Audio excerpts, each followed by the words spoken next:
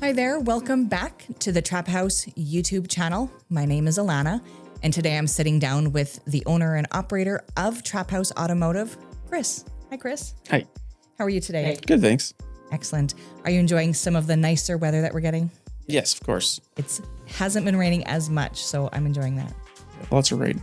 Although I hear the mosquito population is going to have a bump in growth. I imagine, yes. Not my favorite. No.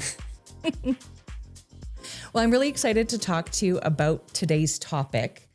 It's a unique service that I think that you kind of fell into a little bit. Is that right? Yeah.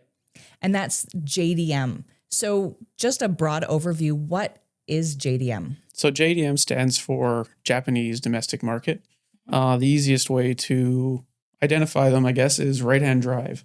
So the drivers are sitting on the other side because the vehicles were sold in Japan, where the laws are a little different than here. So that'd be, I guess, the easiest identifier is the right-hand drive. Great. I've definitely seen those cars ripping around Edmonton in the summer. Excellent. So why is this a unique service, and who are the clients that are coming in to get this service? So it's unique because obviously there's not a lot of them. So most mechanics and body shops aren't used to working on them. And it's not that they're necessarily any different than working on a car that would be from North America versus how they're assembled or how they work. It's just, it can be parts availability that can be a real problem. Okay. So that's kind of why it's niche, is because if they don't necessarily know the special places to get the parts, or maybe parts are always 2 months out, that can be difficult to kind of plan around as a mechanic shop or a body shop. Great. So it is a little bit niche. It's definitely niche just because there's not a whole lot of them. You know, the people have usually handpicked them, imported them themselves. And so there's not nearly as many on the road as a mechanic would be used to seeing. Okay. And what are the clients like who have these cars? I find that a lot of the clients who are working or who own them, since they typically have maybe imported themselves, or maybe it could be their dream car from when they were a kid. So they've really studied up on them. And so a problem that people are running into when they need to get worked on is shops like body shops and mechanics. The typical shops don't know anything about the parts and how to get them. And maybe some of the websites are in Japanese and they don't want to spend the effort into locating them. So I don't necessarily know a lot about where the parts come from too. But what I do resonate with is, as a car guy, sometimes you find yourself in a unique problem and you don't know how to solve it. And you're going around, and if you don't know better, maybe you're new to town or maybe you're new to the vehicle, you don't know where to take it, and you're just getting know a lot. And so my background is mini trucking, so airbags and stuff like that. I've ran into those issues too, where nobody knows what you're talking about. They won't do it on wheel alignment, for an example. So what resonates with me is running into a lot of no's. You just want somebody that'll work with you to be able to get your vehicle fixed. And so, although I don't know a lot about the Japanese cars, I can understand that you've been told to know a lot. So let's see if we can solve your problem.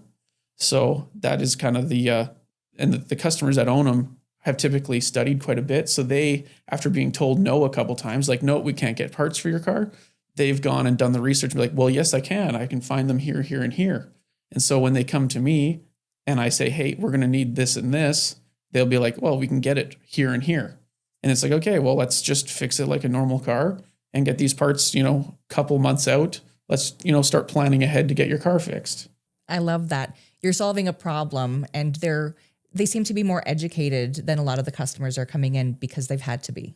Exactly. So they've been told no a lot already, and no one will even work with them. And so that's why I'm like, let's get this problem solved. I like that. Problem solving. So what are the most common issues with JDM cars that come to your shop? So again, it would be, say you're in a collision and the insurance company doesn't know where to get the parts, like we were just touching on.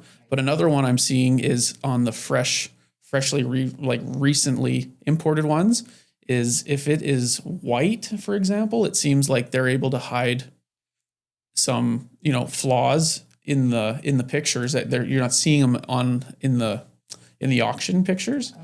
So a lot of white cars come by with something going on. So if you're looking for one, maybe avoid white or maybe try to take a little closer look.